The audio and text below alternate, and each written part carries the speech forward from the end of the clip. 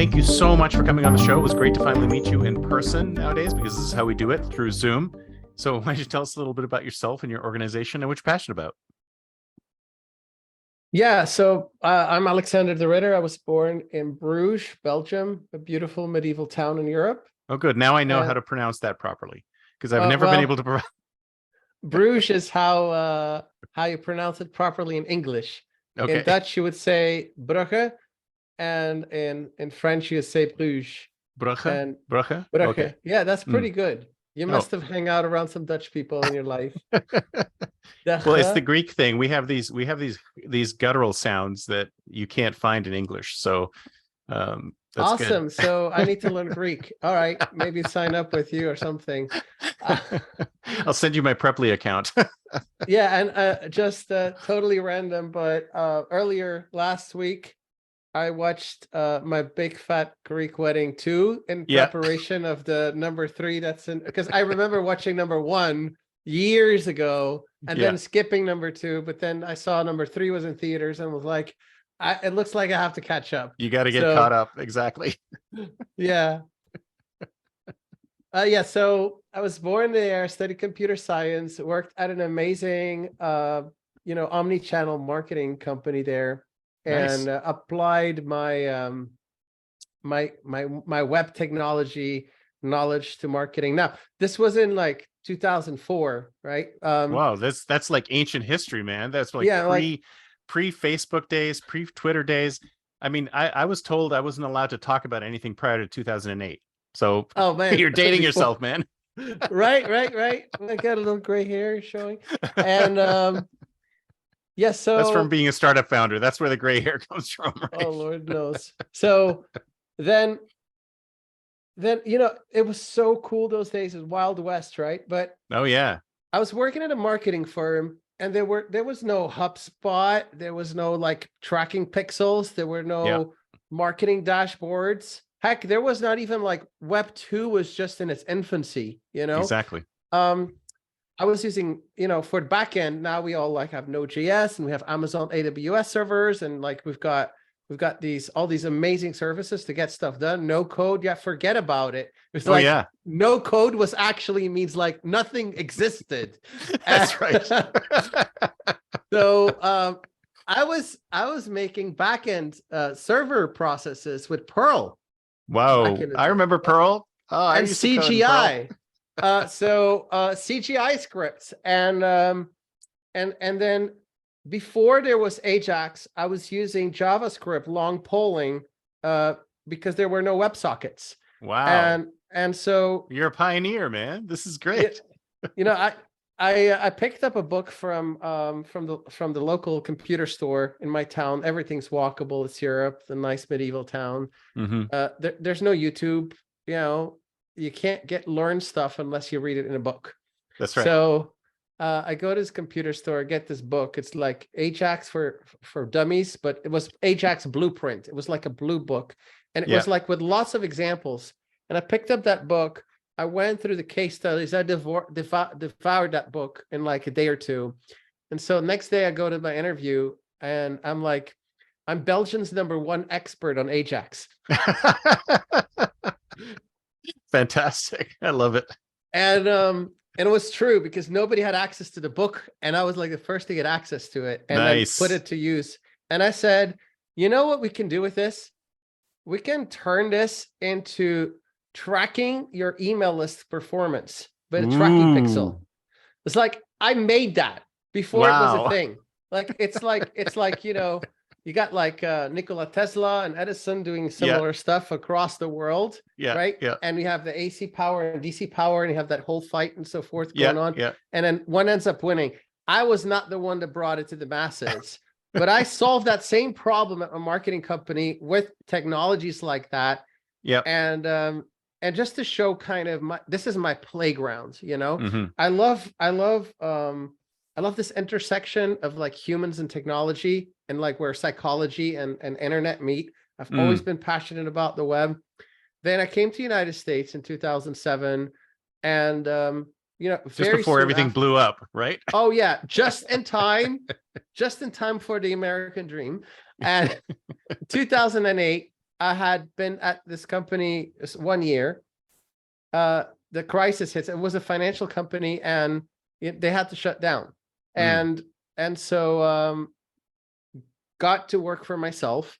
Found a client, a really wonderful person. His name is Moses, and I got to work with him. And we started working on machine learning problems. Like, nice. You know, you go to the mall and there's these screens that are like pitching, you know, lady shaving tools to me. And I was like, you know, doesn't it know like, who's walking by right now? Exactly, it didn't. And I was like, you know, what if it can just at least like pick up some demographic data with camera? And so we built these models. We also had this idea of bringing the internet cookie to malls and large stores, so it can follow you around to see what you're interested in, and that's tied to your loyalty program. Well, you guys really were vanguards. You were at the head. You're ahead of everything. This is great. Yeah, and then 2012 rolls around, and this thing called CUDA starts to be a thing. And CUDA is like, you can use your GPU for accelerating your machine learning training instead of playing Tomb Raider or you know whatever it was at that time, right? And Lara Croft, man, right? Good times. So we see like neural networks are becoming popularized. And now here's a key thing, and this is like a lot of people have different definitions about everything, but for me, the moment it started becoming AI versus ML was when when neural nets figure out for themselves what features are important. With ML, I had to go and program, look for this. A face is like two things that look like an eye, and that's what an eye looks like, and a nose in the middle. I mean, that's a face. But with neural networks, deep learning was like becoming popular at that time. It was like you can find pictures of cats by just showing it pictures of cats and say, figure it out. Yeah. I mean, it reduces the level of skill you need to like, you know, be a hobbyist for 1 month. And at the end of the month, anybody, even my dad, could learn to train a neural net.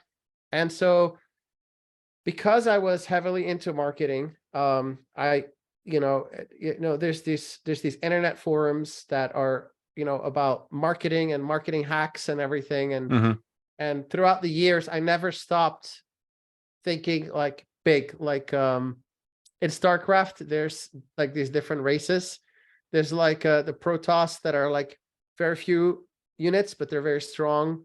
Like Terran kind of in the middle, they're the humans. And then you have like the organic Zerg that like spreads the whole map and covers everything and has a lot of tiny units that are like not so powerful, but they overwhelm I'm like the Zerg player.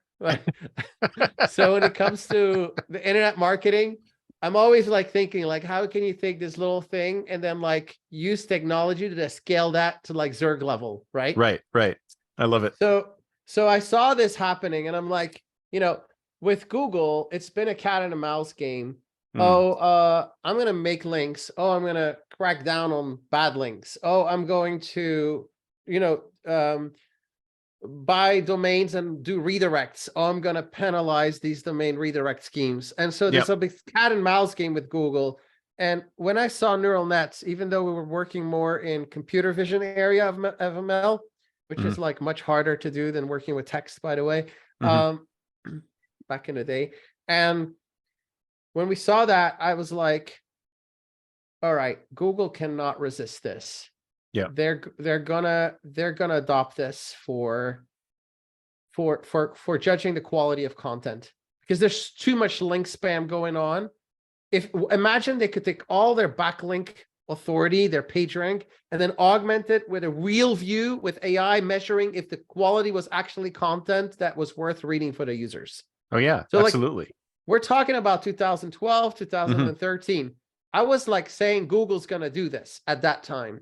So by 2015, I had been an independent contractor, had been doing some work for people, and I met my co-founders and that I still work with today. So we've been working together for like almost 8 years now.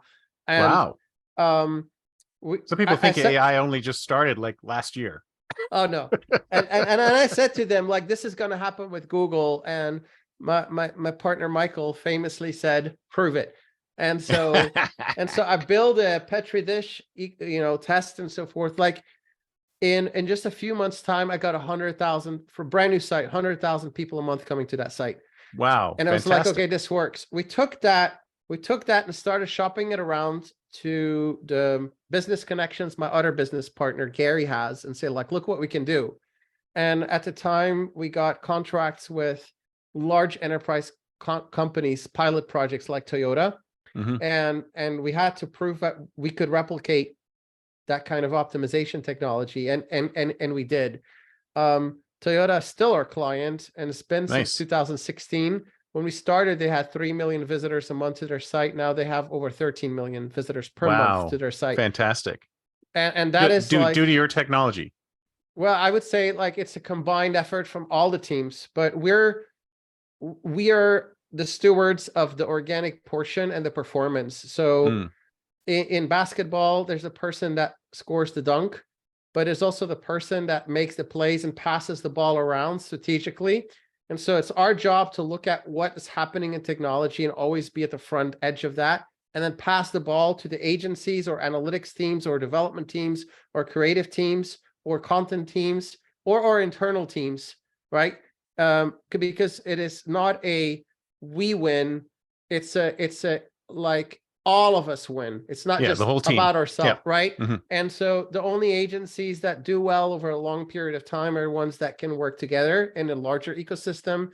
And there is sometimes, I'm not just talking about Toyota and enterprise companies in general. There's usually a lot of stakeholders, there's a lot of agencies, and you need to be able to be a true team player if you're going to want to have clients that you get great results for over many years. But after we proved that was a thing, the idea started coming around as like, let's build that technology, like fight AI with AI, because Google's a black box. I'm a huge fan of fighting AI with AI, because right now we're losing. Human beings are losing because we don't have any AI on our side. We need AI on our side. Yeah. So I guess you're like on the wait list to have a Neuralink implant then. It depends. Is the Tesla AI on my side? I don't know yet. I haven't really had a chance to talk to it yet. Good point. Well, maybe you can load an open source Chinese open although I would love to use Neuralink. I tell you, you see, Elon Musk and I have the same. We both love Ian Banks, the science fiction author. Yes. Have you read him? No. And he's named some of his starships after the same names that were in the novel series, is the Culture novel series. And Neuralink, I think the concept of it came from those novels. So we're both huge fans of that series. So I'm like, if he can actually do some of the stuff that's in here, then that's fantastic. So sign me up. I'll be there. All right. I would love to control things with my brain. The same thing like with a Tesla Autopilot. I'm like, I want to wait until like 1,000 people have tried to sue Tesla for an accident, and then I know it's safe, right? But that's right. That aside, we built this technology, this AI, and it could predict the odds of Google ranking a piece of content in the top 10. 5 times more than a regular piece of content. Wow, that scored low. That is amazing. That's fantastic. And so this is the technology that then like made this enterprise SEO agency extremely lucrative. And in 2021 November, we sold it to Compass. Compass is a large global consulting company. They got 6,000 developers. So it's like, think of it like a Deloitte, Accenture, but focused on digital transformation. And there's a buzzword for you. Yeah, they're actually really cool company in this sense. When like one of the big consulting companies send 10 people to an enterprise client, there's like 9 suits and 1 nerd. Yeah. When Compass sends 10 people, there's like 9 nerds and 1 suit. Good. That's the proper ratio. That is totally the proper ratio. So, we're gelling around really well. We're getting along really well. And as we were doing that, they were really looking to acquire the client base, the SEO practice not so much the SaaS component, and so we try to spin it out 2021 to the 2022. If you look from January to the end of the year, an earthquake happened in the world of AI, right? And so we try to commercialize it by combining it with generative AI. So like, what if we can score it, which we could already do, but what if we combine it with writing in one product? Because then that makes sense. In fact, that's where I was going next. It's like, if you could say that this content was like 5 out of 10, then how could you rewrite it so it's 7 out of 10 or 8 out of 10 or 10 out of 10? Exactly. So we built that product. It's called inkforall.com. And then OpenAI kind of did something not so nice. Oh no. They kind of, they kind of stabbed all their developer community in the back by the way they launched ChatGPT, because they didn't give us a heads up warning that this was coming. And ChatGPT directly like wiped out so many competitors. Oh man. They made their developers into their competitors. And if they had done this like they always had with like, hey, this is coming. But at the time, there were reasons why they did it, right? The whole the Microsoft investment, the Google moves, and so forth. A lot was happening in the space. So is that because they wanted to monetize at the same time? Is that why they released so they could do? I mean, let me just tell you, we were not impacted to the same degree, but like a few weeks before they released ChatGPT, Jasper closed and raised a round and raised over $100 million. I don't know, it was 130 million I read that. Or something at a $1.5 billion valuation. Well, then a few weeks later, ChatGPT comes out and basically renders that company without any kind of value and they were charging $100 a month for their thing. ChatGPT came out free. I mean, it was like, if you invested in that Jasper round, you were pissed off. So then you're us, right? And in that climate, you're trying to raise money. Good luck. Good luck. Right. And then also, as you know, last year, all the whole stock market hype was over and interest rates started cranking up and so forth and so on. Then you had, even into early this year, then you had the Silicon Valley Bank, like, I was like, yeah, it's 2008 all over again. That's right. Everything's starting to blow up, but it only blew up in little tiny bits, but it's still looking to blow up. But then here something happened in March. In March, GPT-4 was announced, and Microsoft has 6 months of early access, which we didn't have. But within like 2 days of it dropping, I had read all the papers, I've processed all the news, and I had meeting with my our VP of engineering, brilliant guy, and I was like, this changes everything. It's like, when you have like a Netflix show, Alone and Afraid, and we take all our tools away and all of our network and all of our access, and we drop ourselves in like a jungle. Yeah. And like even surviving till tomorrow becomes a hard thing to do. Oh yeah. They're not going to build a city. They're not going to invent the next self-driving car. They're going to focus on just basic survival. Exactly. Take our tools away, we got nothing. And you have the wheel, and then all of a sudden you have roads, you have farming, you have cities, you have civilization. Yep. Then you have the printing press, and a few hundred years later, you have a human on the moon. So do not underestimate what like tools can do. Now, here's what changed in March of this year. For the first time ever, AI models could use tools. And so, you can call it a function calling or whatnot, but think about this for a moment. An AI model is like, oh, Chris told me to do this, but I don't know how to do this unless I call this API, or unless I call, I don't know, Google Maps to get a map, or Wolfram Alpha for a math calculation. Just like a regular human being would do. Yeah, let me go and ask for help. And then it goes and says, hey, Wolfram Alpha, I need your help. Can you tell me how you want me to communicate with you? Wolfram Alpha is like, oh yeah, here's my open API specification. These are my endpoints. This is what I'm capable of. And then the AI goes like, okay, let me think about that. Okay, based on the user input, I think these are the input parameters I need to send to you. Here you go. Then Wolfram Alpha is like, okay, well, API, here's the input, here's the output. Here you go. And the large language model says, oh, gee, thanks. well, it looks like I got the answer to this step, but it looks like I'm still missing one more step. Let me go and talk to this other API. Same story happens, gets the response back, and does say, hey, Chris, I did it. Here's the answer. That is what's happening. Yeah. And I immediately recognize that. A few weeks later, we see the OpenAI plugin store launching.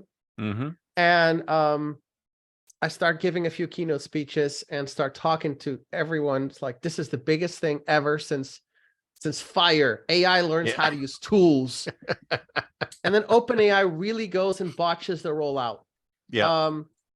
Treats their plugin marketplace like it's an open developer alpha stage product. Oh, geez. And I was like, internally, I was like telling my people, like, believe this is happening. This is like one of those Twitter things where you can, I don't know, smoke weed at the office and you can still not screw it up. Yeah.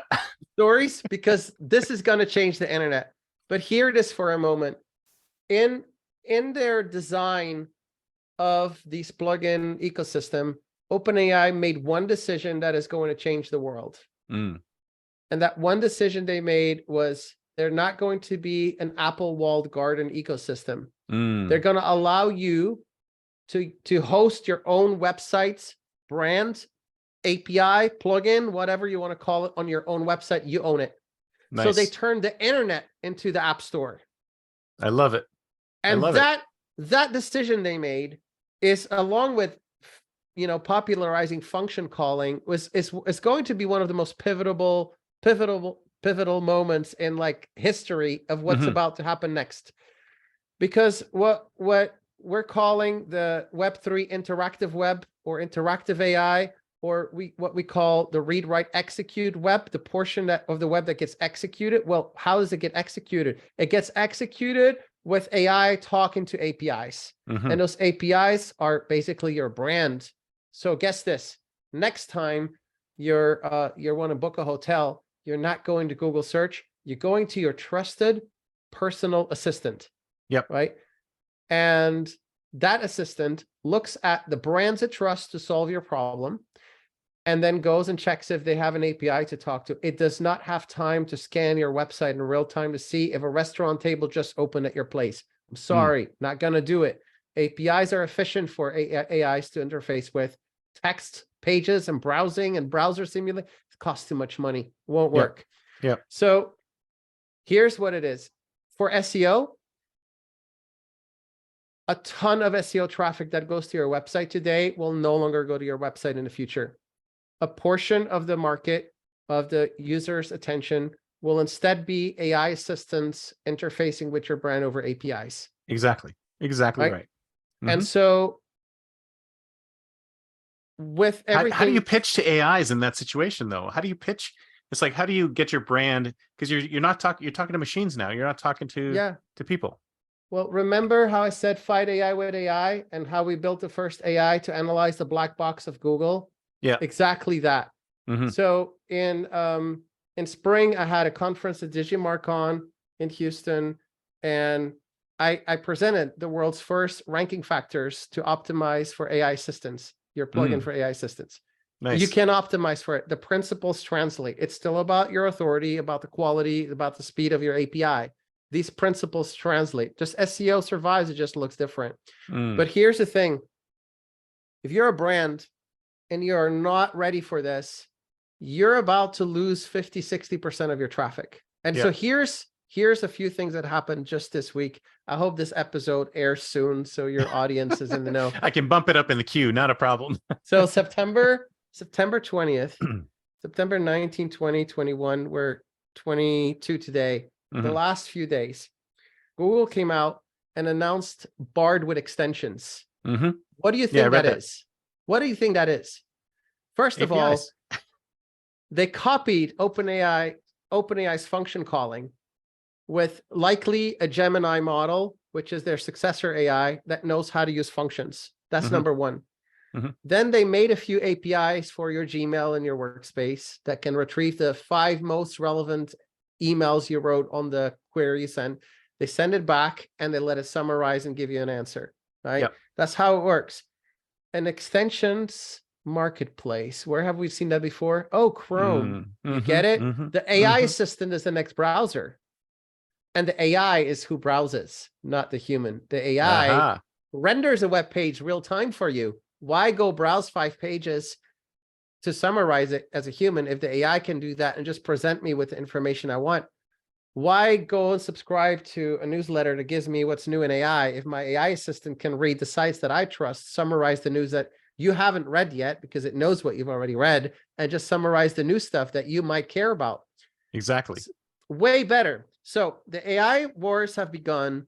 It's learning everything about you. It's becoming. It already knows everything about you, doesn't it? Right. Then Microsoft. So a plugin store is coming in the form of Bard. I'm gonna make a few more predictions. Okay.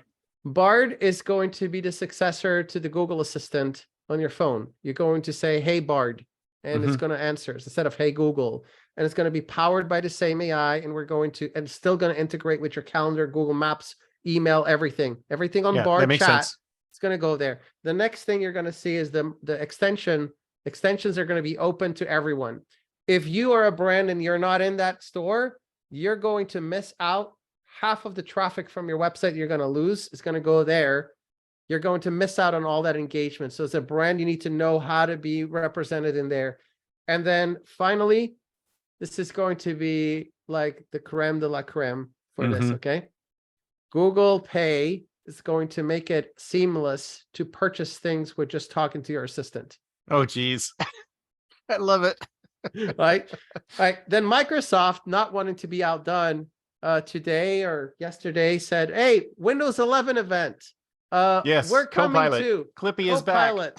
Same thing, but integrated in Windows." So you can bet that Google's going to leverage Android in this fight. If Microsoft is going to leverage the desktop, Google's going to leverage Android. Absolutely. It's going to play their cards. Where's Siri? Where's Apple? Where's Apple in all this? Apple is busy making this a revolutionary update, releasing USB-C to the phones.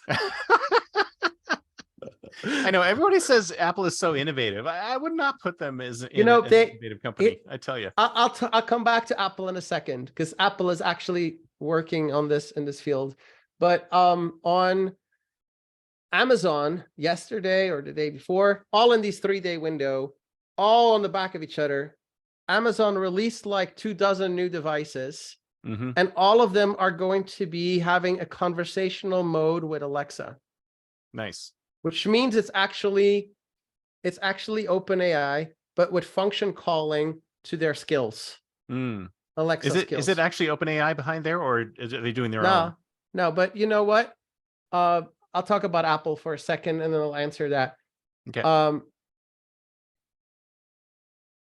Apple is working on a project called Atlas, and they're reportedly spending $1 million a day on average on training and getting it ready. They realize that Siri is falling too far behind, and they need to catch up, and they need to make it better. And this press release is ridiculous. They said like, well, Apple's Atlas reportedly already outperforms ChatGPT. And I'm like, yeah, with that you mean ChatGPT 3, and with that you mean Facebook's open source Llama models are already outperforming that if you just fine tune it a little bit. So how about Apple? You can save yourself a few $1 million, and I can already give you a model that outperforms it. They don't like that. They got to do it themselves. Plus, but they don't care. Will. They got trillions of dollars. They don't care. They have to. But if the benchmark is something that performs alongside Meta's open source model, and you're spending too much for just that, is that your claim to glory? Like, we got a model that performs as well as open source, then you haven't done anything. No. Right? I want my money back, a refund. Right?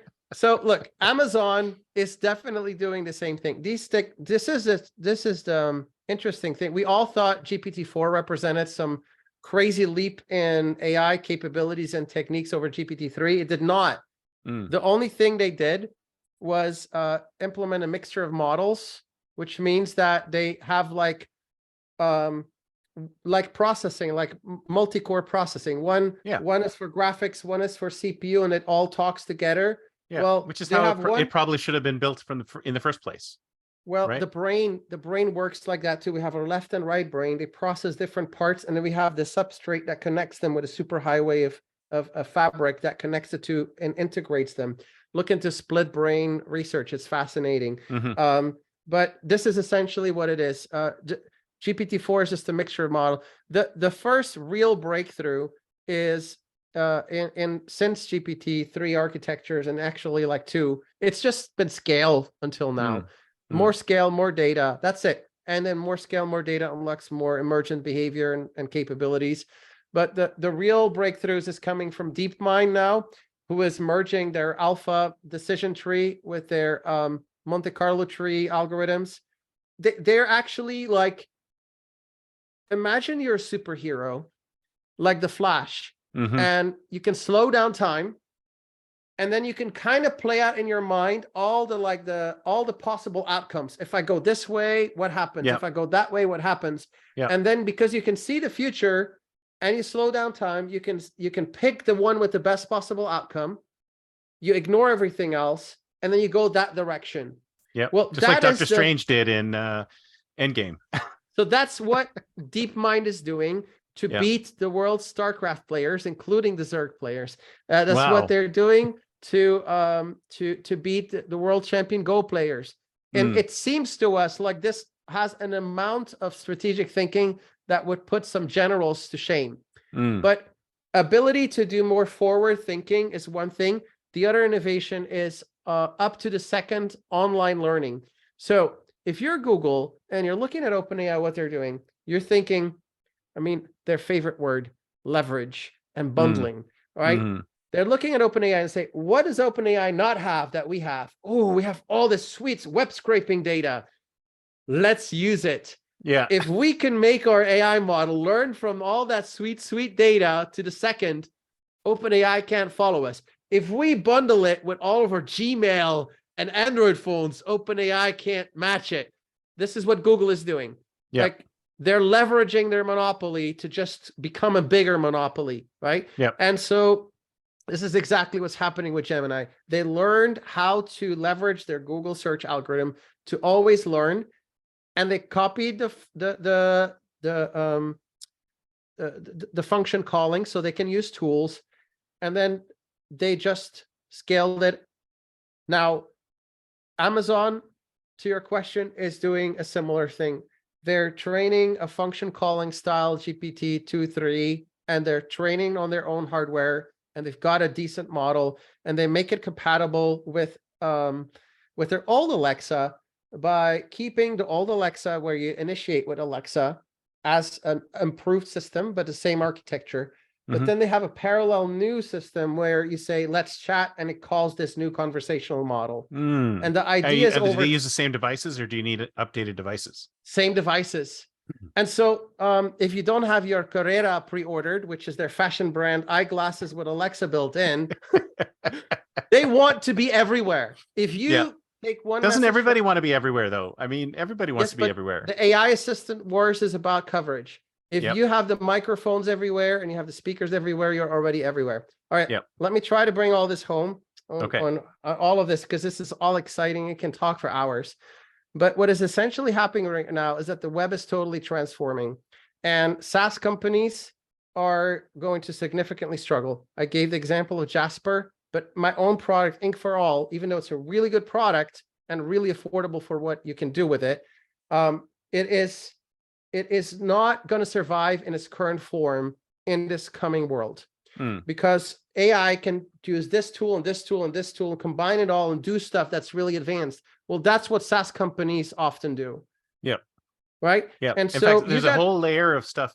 There's all these new SaaS companies that sort of sit on top of these models that just they're going to disappear as well, right? Because AI knows how to use the different tools and bring them together. Exactly. Kind of the ultimate step, that's like the Thanos flicker of the finger moment, is when Google figures out how to, with your permission, how to suggest tools that you have not, or extensions that you have not enabled, websites that can solve your problem, and then with your permission, suggest you use them, right? Instead of forcing you to you figuring out what tools might solve the problem, that it says from its search index, I think these sites can solve the problem. Do I have your permission to do it? It's the end of the Web 2 as you know it when that happens. It's the end of everything. It's the end of everything because they basically win. So what we did with Ink for All technology, we said, look, let's go back to our basics. What is the core thing that we have patented that we do better than any? Reverse engineering Google's black box and predicting content performance, right? All right, let's put that in a GPT plugin, serve it over an API, so it can be the tool of choice for anybody who wants to optimize their content. We launched SEO.app, and honestly, like, we left it alone. No marketing, nothing behind it, just put it out there. It's got more users, it's got more Facebook community, it's got more engagement, more daily active users, everything that Ink had in like the last 3 years. Wow, fantastic. Right? And that's without any marketing, right? Just imagine now Google starts doing SEO on these things and starts recommending you as the atomic skill that makes most sense for a person's query if I need to do SEO. I mean, this is the future. As we were working on that, something else became apparent is, first of all, every business in the world is going to need to convert their website into a plugin, API, Google extension if you want to survive in your SEO. But then also, we have another thing at work. I have worked with teams and remote offshore teams since 2007, 2008. I have learned to work with them. In fact, my SEO agency, completely distributed, never even had an office. That's a company founded in 2016, 2015, late 15. Before COVID, we said offices are a thing of the past. Yeah. 5 years from now, we're going to think not just remote working, globally distributed teams are normal. We're going to think it's normal to have AI colleagues. Mm-hmm. And there's going to be blended teams. How do you make agents or digital colleagues that are experts in a certain field, but also know how to use certain APIs and follow company SOPs, processes? How do you do that? You need an operating system for that. You need to run any AI model in the world, connected to any API in the world, connected to any database in the world. You need to equip it with networking, memory, inter-process communication. And then you have agents, and you need to be able to deploy them as plugins, APIs, background processes, whatever.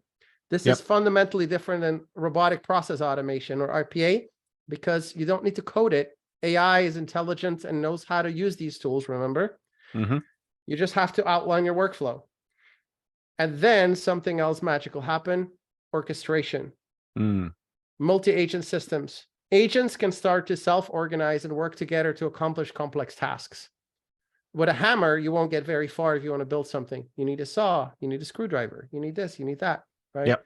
You need an architect, you need a designer. When you put them all together, magic happens. And this is the flaw of AutoGPT, is that tell me about it. I've worked with that for a while now, and it is not there. Every single time you use it, it needs to figure out everything from ground zero. It's like it has to invent the hammer before it can use a hammer.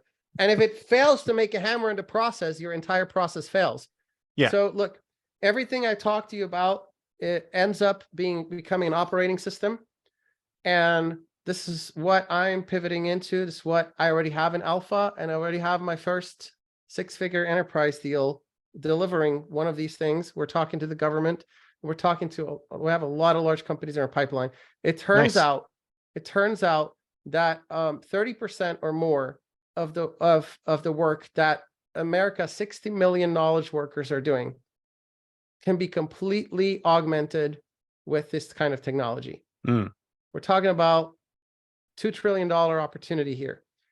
This is going to transform the future of work and allow people, just 3 people, to make the first $1 trillion company in the world. Nice. Right. And so I'm building the operating system for multi-system agents right now, SmithOS. We are going to focus significantly on companies and enterprise processes. Why? Because my kid also has processes that he would like to automate. It's called homework. Not all processes can pay for the R&D that needs to go into this, the security layers, all of that right now. Yeah. Eventually, I hope this opens up to everyone, and we definitely have a social responsibility component baked into this. But already we're working with 3 agencies that are looking to take their profit margins and like to 90% in the next 2 years. Nice. Right? By adding digital coworkers into their team, not letting go of people, but augmenting their team to do 10 times more productive work or quality work. And basically, everyone who's not on the boat will just fall behind. And they'll stand on the island and wonder what happened. Right. And so it's the year 2033, 10 years from now. Where will you be then? Are we all done? Do AIs run everything? I think that this is a thought experiment, just real simple. Everything in AI has a cost associated with it. It costs energy, it costs material. Humans are an AI, a brain, but also a robot. It's got a body, and we're extremely flexible, extremely adaptable, learn really quick. We are AIs that are not optimized for top performance, but we learn 100 times faster in a new scenario. We can be creative, think out of the box, and be unpredictable. If you look at the total cost equation of a human, the total package, right? Humans present, you can eat a Snickers bar and operate the rest of your day.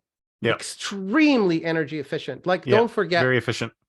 Don't forget that. It's like if people look in science and evolutionary history and whatever they look at, they look at humans and they marvel at how the human body manages a calorie. Right? So some machines are fine-tuned for fast calculation. Some machines are fine-tuned for energy efficiency. And energy is in this economy is limited. We do not have abundant fusion energy yet to tap into. There might become a time that energy is so affordable that this equation is no longer so important. But for a long time, the unique blend of a human being all in makes a very compelling economical proposition.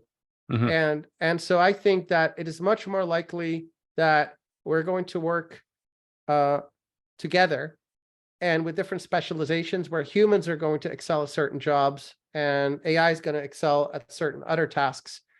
And then I just want to warn against one thing is like anthropomorphizing. We do this all the time. The reason we like Mars more than Venus is not because we're smart. It's just because we like the idea of walking on a solid surface. Right?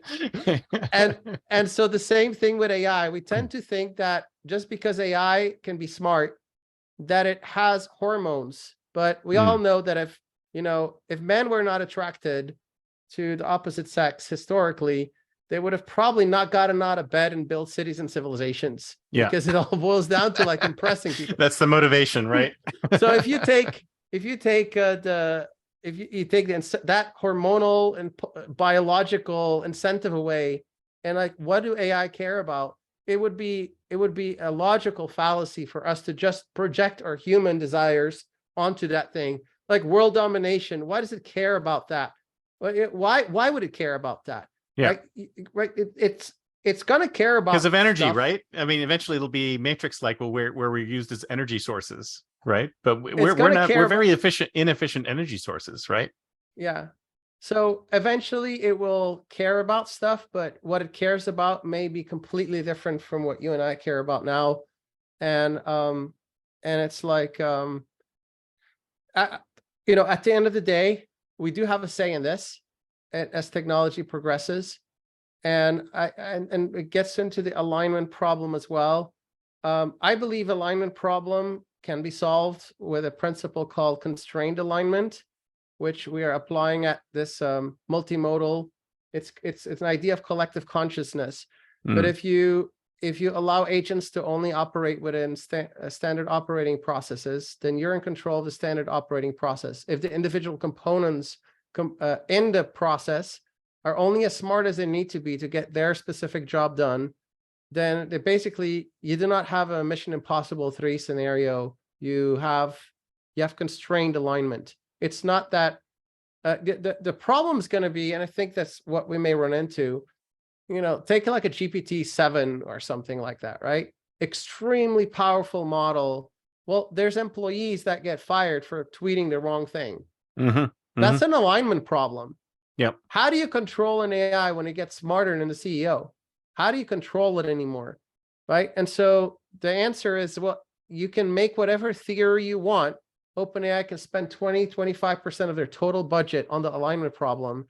But the truth is that if you want to guarantee operational efficiency within operational parameters, you cannot unleash a bazooka to mow your grass. You have to constrain it, right? And that's so right. with the Smith platform, having all the components in there, only be as smart as they need to be, and outlining the process in which it can operate. Inputs can go only in here, and outputs can only go there, and you define where it goes, but the individual components can be as intelligent as they need to be. You have alignment for your business. And so this is one of the big pillars of things that we see enterprises are going to need, along with knowing where their data goes, where the data flows, knowing that it is secure, and so forth. One of the big things they need is that alignment. And I think that constrained alignment is the answer for almost everything, except for things that, are just more entertainment, like you talking to your assistant. If they say something you don't like, then you can dismiss it. But if you're an enterprise and it just decides to buy 100 barrels of oil or something, right, from a conflict zone, you can have a problem. Yeah. But then, so is this going to mutate into the AI for me? So is that what Smith's going to be eventually? Yeah. So think about two things, right? For one, every brand will right now we think of a brand, we think of a website as a bunch of pages you visit. But imagine your best brand representative, that one employee that knows and is excited about your brand, knows everything, knows how to talk to customers, is up to date.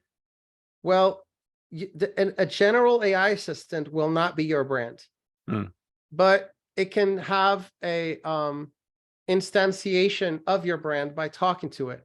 Right. It's like a hypostasis of your brand inside of the artificial intelligence assistant. And it can become your brand by interfacing with it for a while. If you choose to talk to, let's say, British Petroleum, and you want to have a conversation with the brand, you don't just go browse a bunch of pages. You just talk to it like you talk to a person. Yeah. And it becomes almost like an avatar for the brand. Absolutely. And so that is what that plugin or extension becomes. It starts out just answering some funny customer questions and knows the answer to your pricing and the availability, but then it grows into actually a brand representative, and the majority of business is going to go that way. And then you're going to have your metaverse glasses on, and you're going to want to buy that product, and it's going to say, hey, would you like me to show you? All right, put your glasses on, and boom, would you like me to give you a tour? Would you like to do a test drive? Would you like to hold it? Would you like to see it? Would you like to see it in your living room? Would you like to see it in a different color, on a different size? I mean, it's going to answer like your best salesperson. It's going to represent your brand, and it's going to grow into that. So that is one application we're unlocking, allowing brands to remain competitive. The second thing is the internal work sphere. So I know, like, you want to create content. Most companies would benefit from having their legal team review any piece of content that goes on the blog, just as proofreading. Yep. But who can afford it? Right? $300-400 an hour. Who can afford it? Nobody. Well, few people can. Some of my clients I work for can. And that slows down the content process, by the way. But it's good. It's important. It's making sure you don't have a scandal with the press or something, and your brand is represented well. Well, what if you just add an AI colleague that just does the legal proofreading, right? So in seconds. What if you what I love is you can just, it's mind blowing what you can do. Imagine you're an American soldier and you're in a war, and you're running low on ammo, there's a sensor in your pack that lets the cloud know, right, that you're low on ammo. And imagine that triggers a workflow where the warehouse, what has all the ammo stack, sends with an API a robot, hey, go pick up this ammo, and goes and loads it on a truck or whatnot. Then puts in dispatching to drive that truck to X base, then tells the drone to like pick it up and then deliver it to the soldier in place, right? Command and control, integrating thousands of systems to make sure that, I mean, let's change it. And that happens autonomously. You wouldn't even have to trigger that. Let's change it to Band-Aids. I like that more, right? It delivers Band-Aids to the soldier in need. Right. So contested logistics is a thing. Command and control is a thing, extremely important, but it also exists in a private enterprise, like predictive maintenance, knowing when some systems might fail and you need to. Absolutely. That's a multi-billion-dollar industry. Absolutely. That needs to be here's the thing.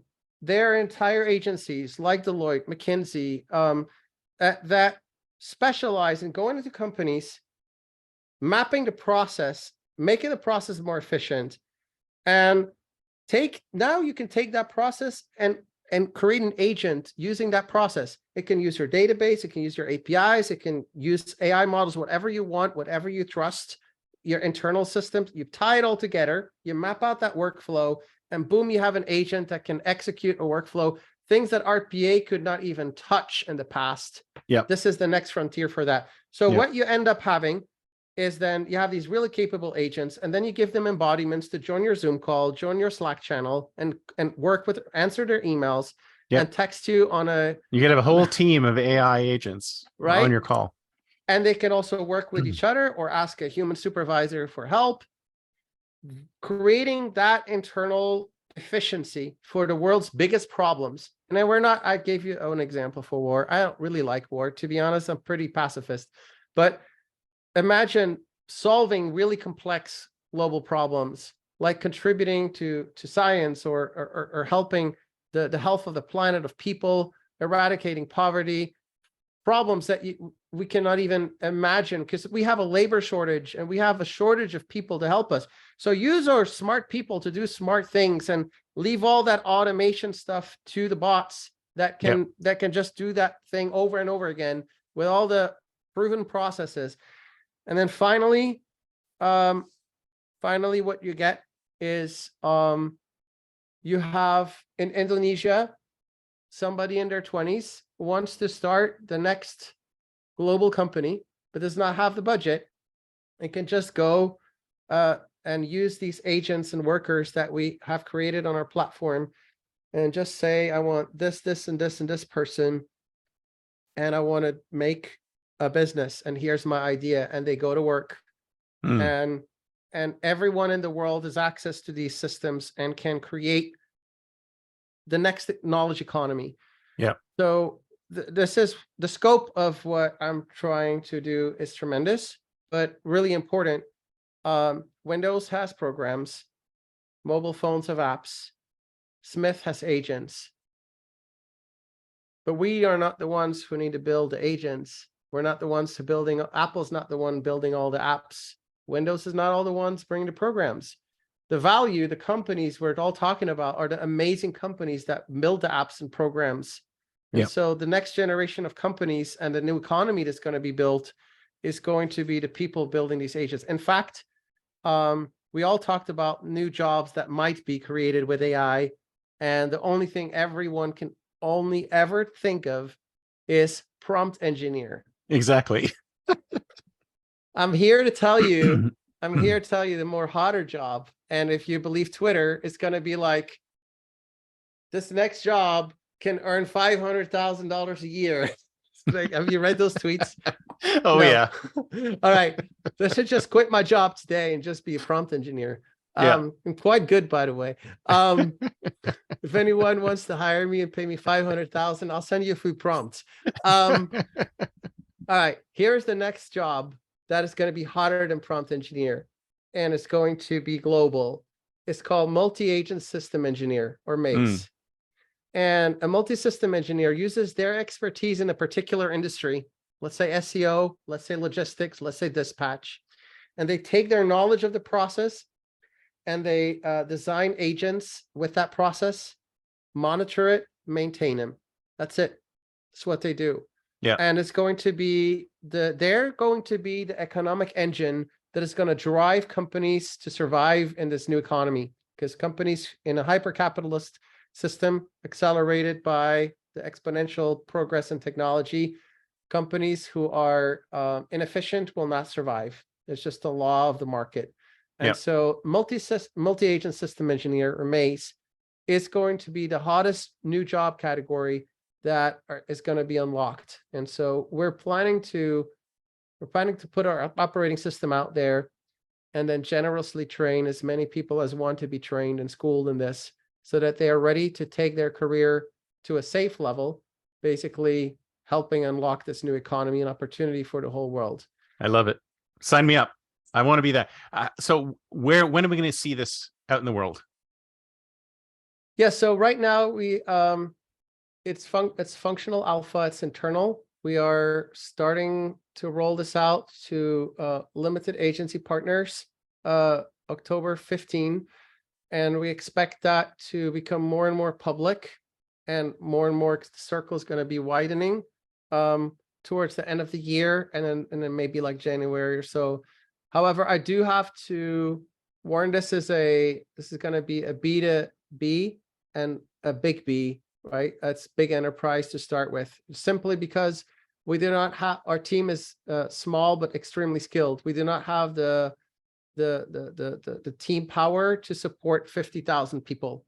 So we're focusing on fewer clients that can handle this. So we're really talking to the global 2000 right now. And that is what you're going to see at first. So it's going to be in the marketplace very soon. But it's going to be a real enterprise category product. My hope is that with time, we can open this up to more and more people, but we have to start in a way that, obviously, it's very important that the company thrives, that we can innovate, and that we can put the technology out there in the hands of people.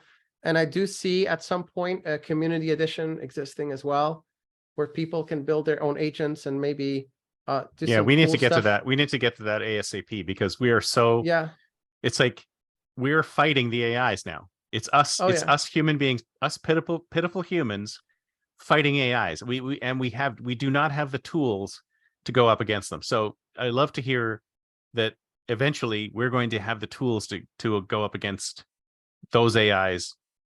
That's what you're going to be providing. Constrained alignment and working alongside you, right? And so, it was funny because we have this whole concept of the digital twin. Train an AI on all your conversations, and eventually it can be like Superman's Fortress of Solitude. Like he goes and talks and gets some advice, and it's like a digital clone of yourself, right? After some time. I'm using this to a small extent. We have in our company, we've got a, Alexander, my name, Alexander GPT. And whenever I'm in meetings and my team needs something, they can ask Alexander GPT, and they use it every day. And so then I was just looking at this this Yoda quote, and it's actually like a meme. You can, on Image Flip or whatever, you can find a meme picture. He's like, begun the Clone Wars have.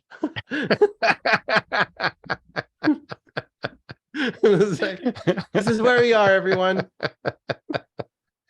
Exactly. We're living Star Wars. Exactly. Fantastic. Well, this has been great. Thank you so much. So if somebody wants to get in touch with you, what's the best way? I mean, how do people get in touch with you?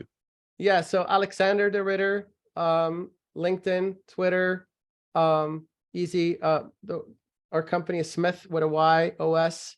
You can find our website. We're launching a lot of our social comments and posts very soon, but the best thing to do is just to follow me on LinkedIn or Twitter.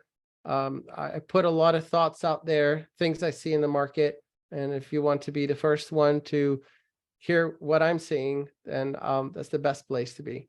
Well, I definitely want to sign up for the Mesa program as soon as it's ready to go, because I've got some agents I got to create, man. Wonderful. Awesome. Well, thank you so much. This has been great. Thank you for having me. Talk to you soon. Bye. Thanks. Bye.